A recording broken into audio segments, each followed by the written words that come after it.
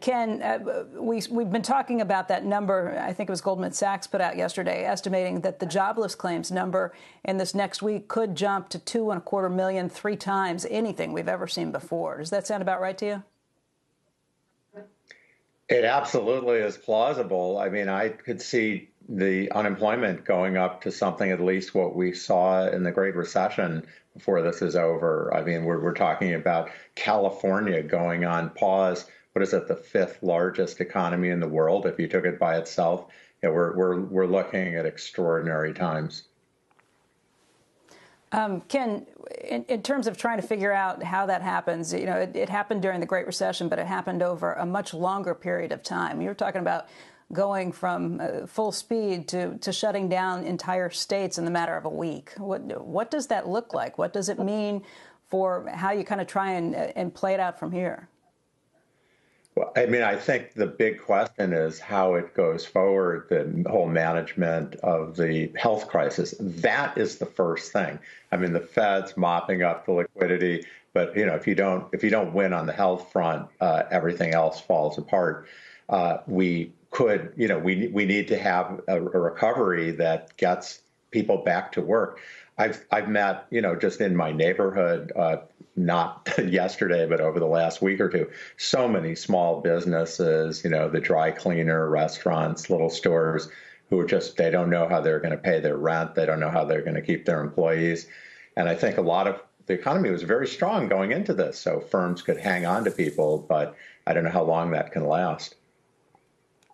You know, the federal government is trying to jump in. State governments are trying to jump in. But then you hear corporations that are really stepping up to the plate, too. Bank of America has announced that it's going to be allowing a pause in mortgage payments. And I believe that's extended to small banks, to small businesses, too. You just hope that the rest of the industry kind of follows their lead and steps up to offer immediate relief to those who are most needing it. I absolutely agree. I mean, I think in some other countries like the UK, they basically made somewhat explicit that the government's going to backstop that.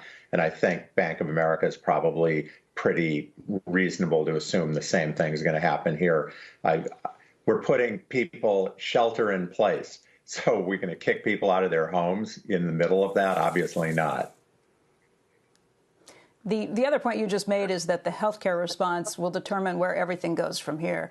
And we haven't talked about it a lot here, at least, but there is a real need for hospitals to make sure that they are getting backing and everything they need. These are hospitals that were cut pretty thin down to the bones. You know, you've got 10 years of the Affordable Care Act that's kind of been at play, too. And that forced a lot of these hospitals to kind of cut back anywhere that they could. What have you heard? What do you think needs to happen in terms of making sure we shore up the healthcare response first? You know, first of all, we're in a wartime situation, so we need to do whatever it takes to produce masks, to produce respirators, to train extra personnel, to build temporary facilities.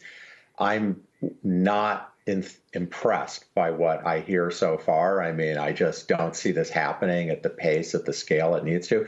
If California is putting a pause for 8 weeks, what happens at the end of 8 weeks? I mean, the whole idea is you must be wanting to put some infrastructure in place to take care of things. You want to flatten the curve, but that's not enough. I don't know. I mean, you hear President Trump talking about pressing private industries to do things. That's great if that's happening. But I don't know what's going on. So as an economist, what do you see when you look forward 8 weeks? What do you look when you look forward to the end of this year? You know, so I've been reading everything my colleagues have been writing. There's lots of stuff. People are trying to put out papers, trying to, think this through. And it's so hard to know what the pattern of the pandemic is. What's going to be the policy response? How fast will the government basically let the infection spread, or can it stop it? And what's the response?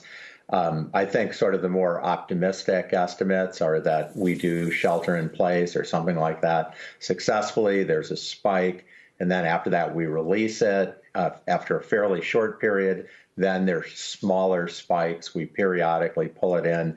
Nobody really knows. There are a host of papers out there, but it's very hard for the economists to, know when we're in the middle of this war and it's not clear how it's going to play out.